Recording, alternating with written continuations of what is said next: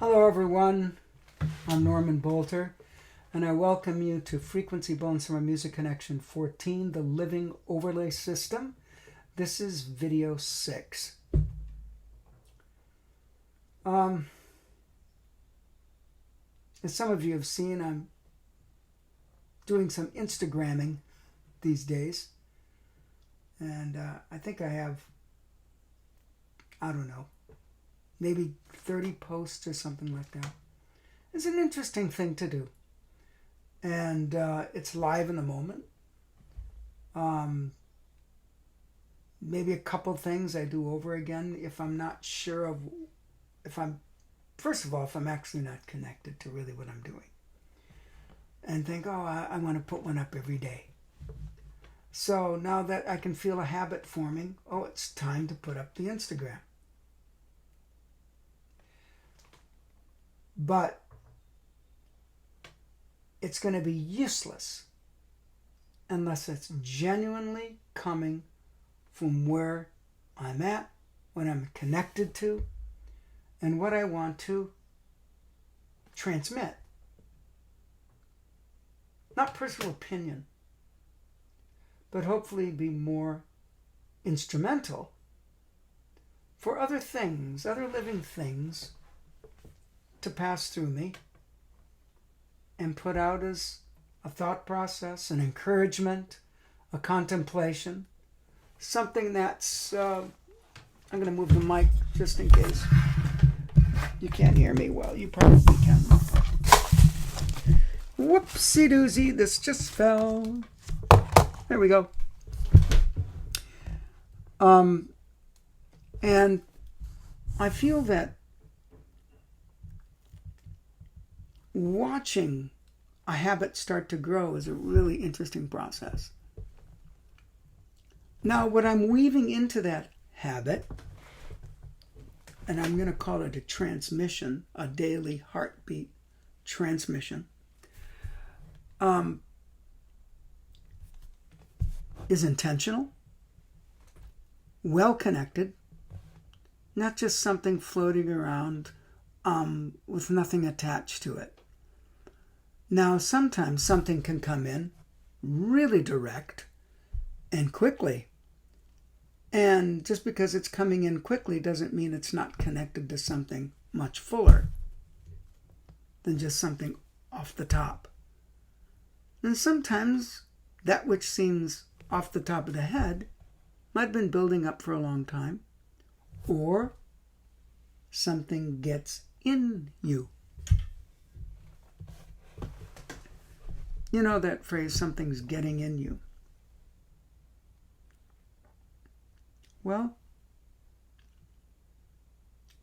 what is that about? Something's getting in.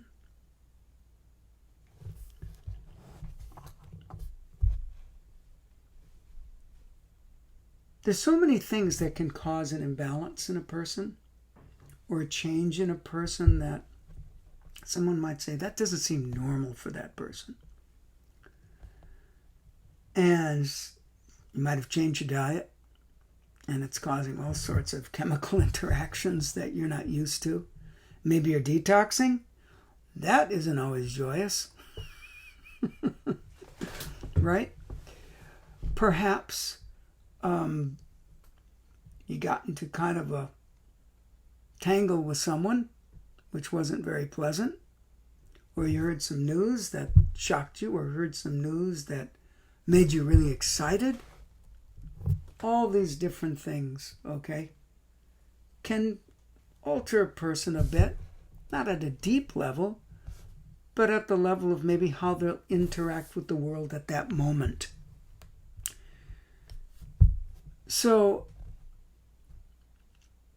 I want to call this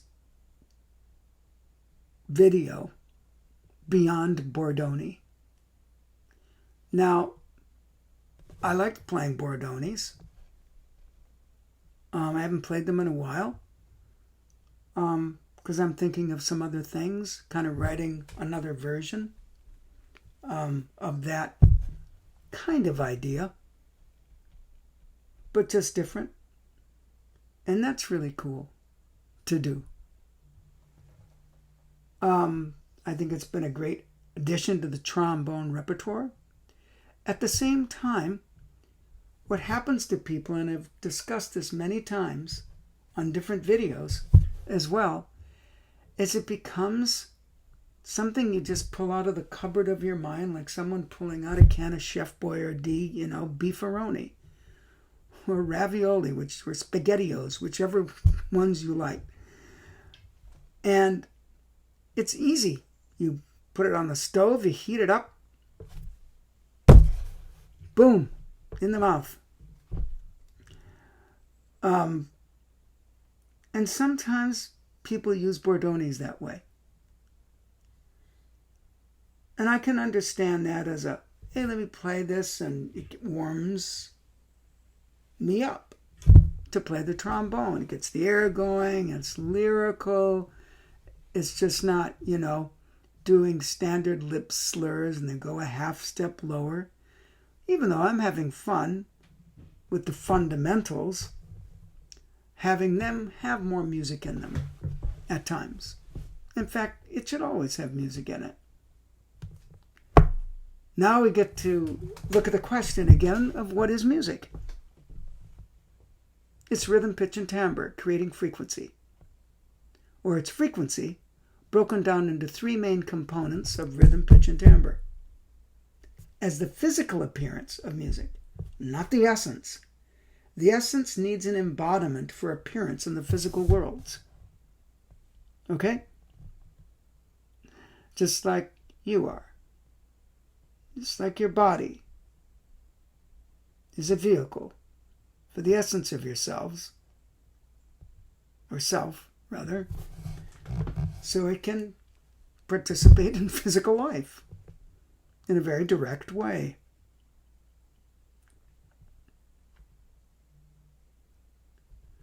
So what does beyond Bordogni mean?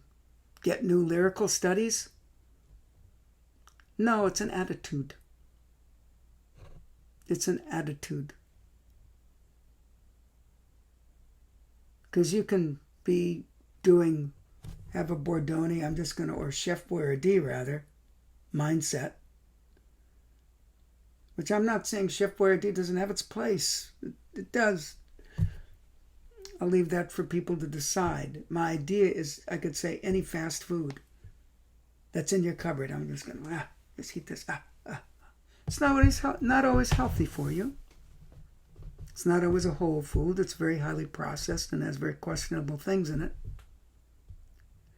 And so our mental diet can have very questionable things in it sometimes.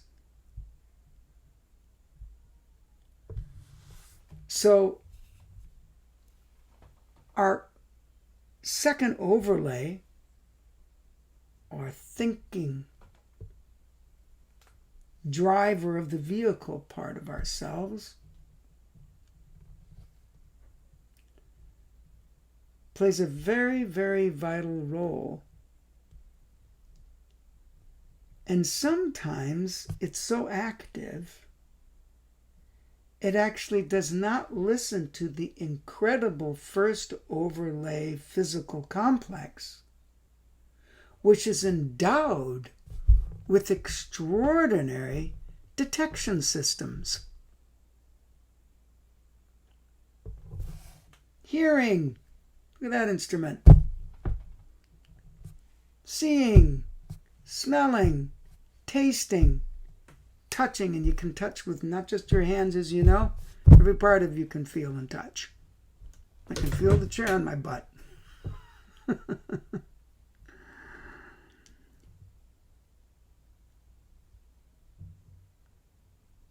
We're a living, walking detection system, a radar system.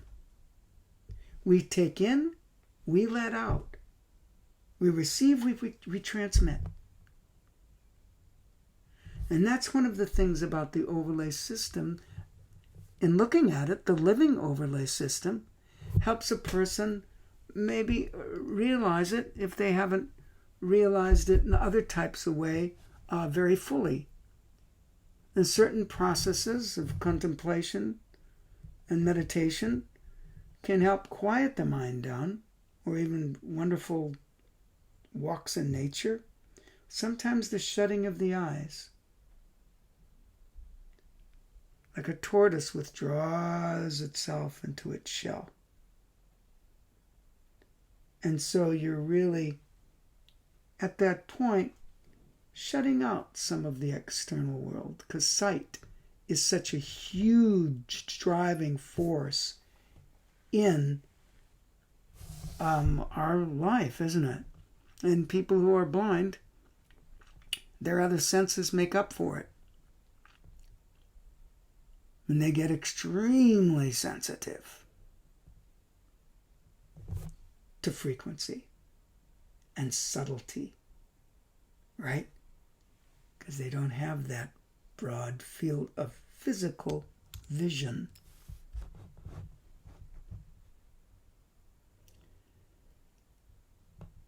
Then, of course, all sorts of judgment comes on things with physical vision.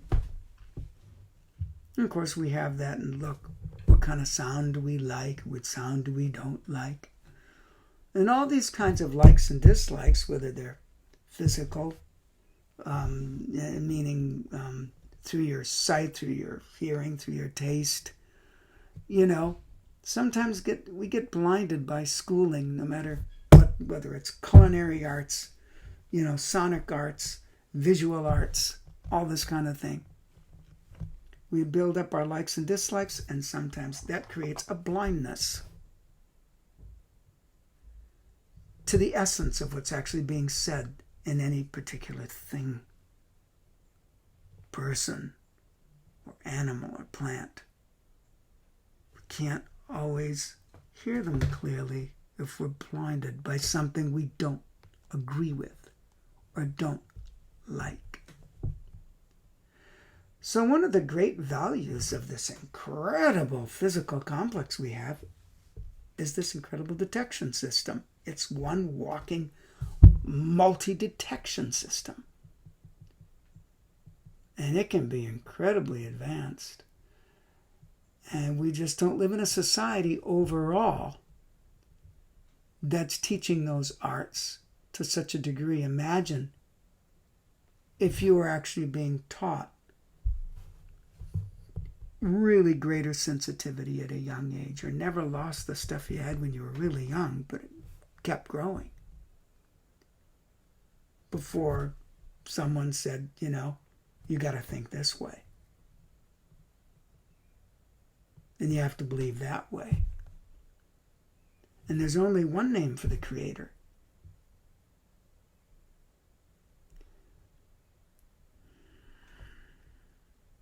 And that group of people's bad. All this stuff. And you know what? It brings up the whole thing of influence, doesn't it? There's so many influences. It's phenomenal. And some of them you don't know, because we are very absorbent beings, that it's getting in. And that's where, we go, oh, wait a minute. If we pay attention a little bit to the body, isn't comfortable here in this place. Have you ever felt that? And all of a sudden your thoughts going, wow, what's happening? Other parts of your body are saying that ahead of you, saying it. Other parts are picking it up. Hey, this isn't safe. Instinct. This isn't safe. This feels awkward. Now, awkward can turn into someone psychologically not feeling comfortable with a certain way of thinking. And then they're around a person who thinks a certain way that's very different than them. And they get uncomfortable. And this is where, what can we trust? So our body might be uncomfortable, but it might be picking up the fact that our psychology is uncomfortable. Emotionally, we're feeling uncomfortable. And the situation itself maybe isn't as uncomfortable as we're making it out to be.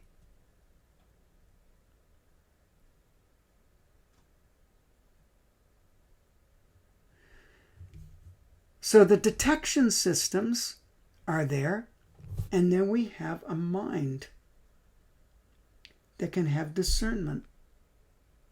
And sometimes we have to think, well, what is making me uncomfortable here? What the heck is it? Is it really well founded?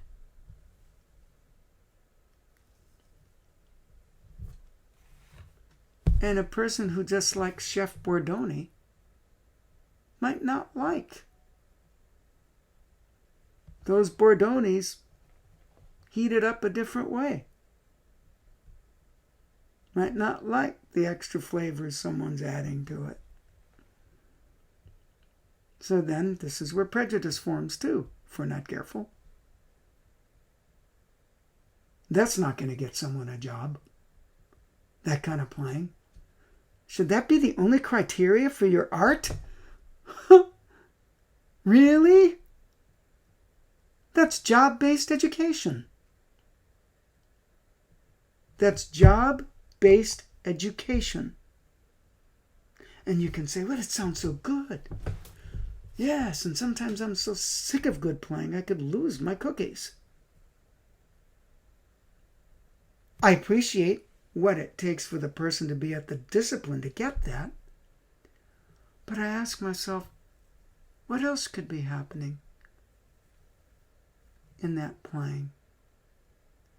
Because sometimes some of this really, really good playing, I've heard different things. I'm not, of course, going to cite names or anything like that. And it sounds refrigerated. It sounds like something really, really in a nice dish, put that has a nice bit of, clear plastic over the top to protect it. And then it's in a refrigerator so it can be preserved. And you pull it out, and there it is.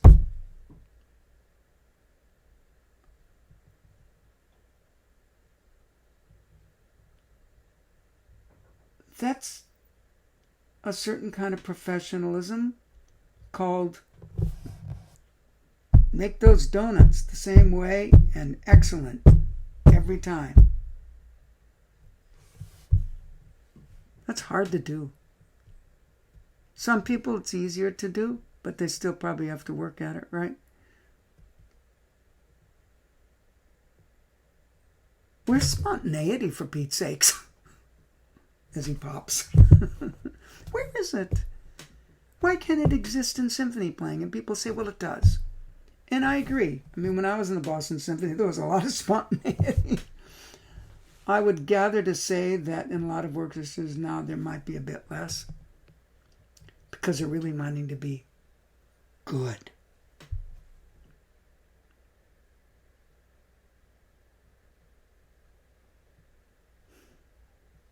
What about alive? What about living? What about breathing? What about connecting to the life that music is, way beyond your school of playing? This is what the overlay system also wants to help with. The discernment between something that's schooled and refrigerated a bit, but still appreciate, wow, that took a lot to do that. And a lot of talent. But then to go, you know what? Was it alive? And you might not totally know that unless you have comparison. But what if your comparison is shrinking in the face of more uniformity that's happening globally? Now, that statement that I just made could go in many different directions, way beyond orchestral trombone playing or music making, right?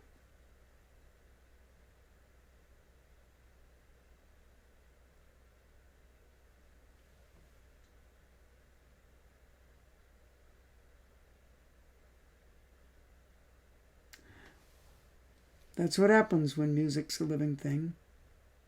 It's no different than life. But then again, I want to be alive.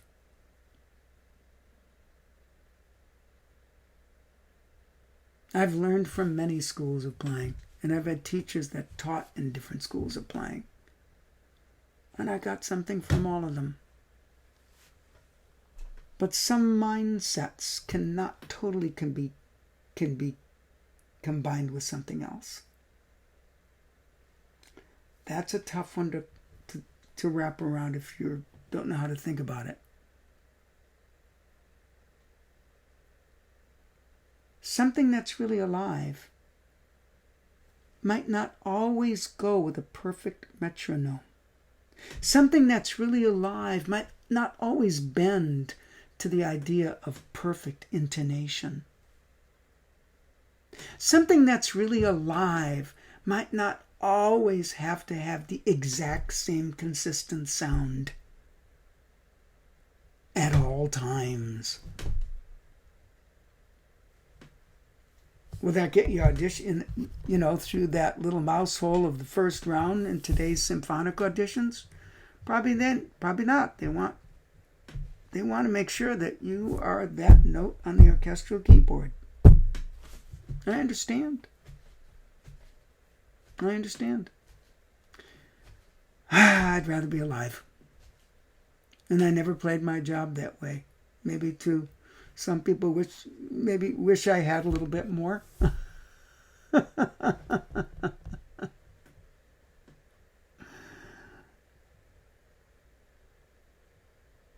So being a team player, a lot of good team playing going on. And a lot of it to me sounds very refrigerated. But excellent. Great. And I'm sure sometimes it's the right thing. But not all the time. Not all the time. Not all the time. Music over your trained response. And why not start training yourself to ask, what is the music saying? And have your skill support that. And then someone might come by and say, be careful, it's not quite, Well, I'll tell you what. If you're hooked up to an electrocardiogram and it's going like this, not good.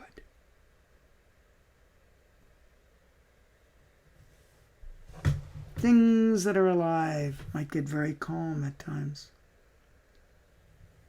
But it doesn't stick that way in the way that you think something should be.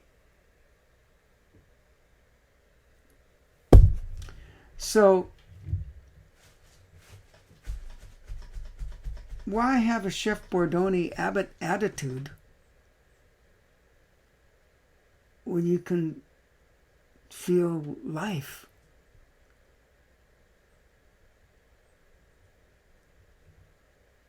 Maybe that's two trainings then. What you need to do for the job and then what you can do off the job. Well, why can't the job have that? At one time in the frequency band, we had something called the new professional. Trying to train people to take it into the workplace. And maybe by contagion, people will feel the difference. I could tell you some very interesting stories about some people, and I won't mention,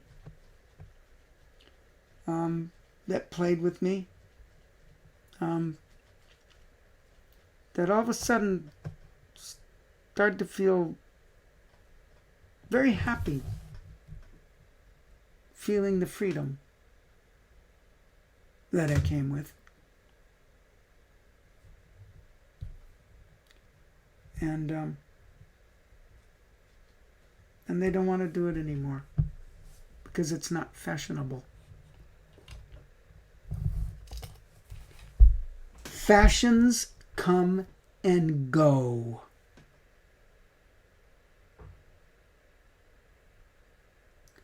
Why don't you fashion your life to something that's alive and breathing?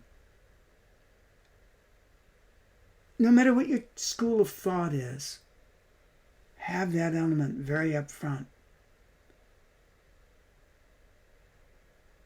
And why don't you take perfect out of it? In a classic sense.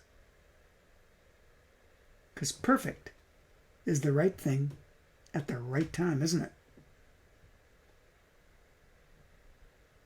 If you're really hungry and someone hands you a piece of food that you enjoy, and you notice that the food has, maybe it doesn't look as beautiful on the plate as you would like, but you're really hungry. And you say, you know what, I haven't eaten in a couple days, and that food looks great, and I don't know what I'm going to do. I'm going to eat it so bad, but I can't eat it until everything's plated perfectly. I won't eat it. I doubt you would be acting like that.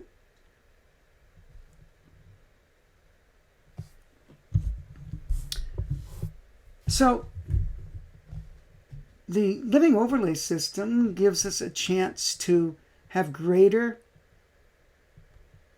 depth of thinking, better discernment, to feel, to get out of the way and listen to what the body's saying.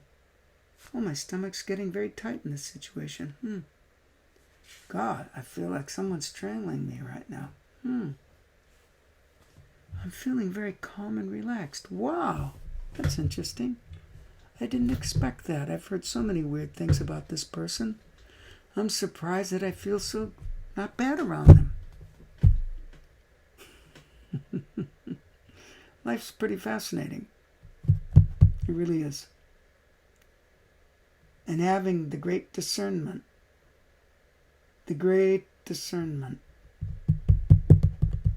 is not an intellectualism. It's not an intellectualism. It's to be able to hear the inner voice, the inner cry, the inner longing, the more elevated or higher part of something, no matter how imperfectly it might be cloaked. So take some trips inside yourself. Have some meditative times. Speaking of which, hang on a second.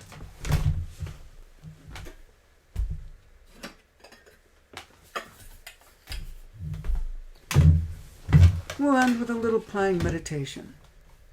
Can relax a bit. All right? And just let your mind,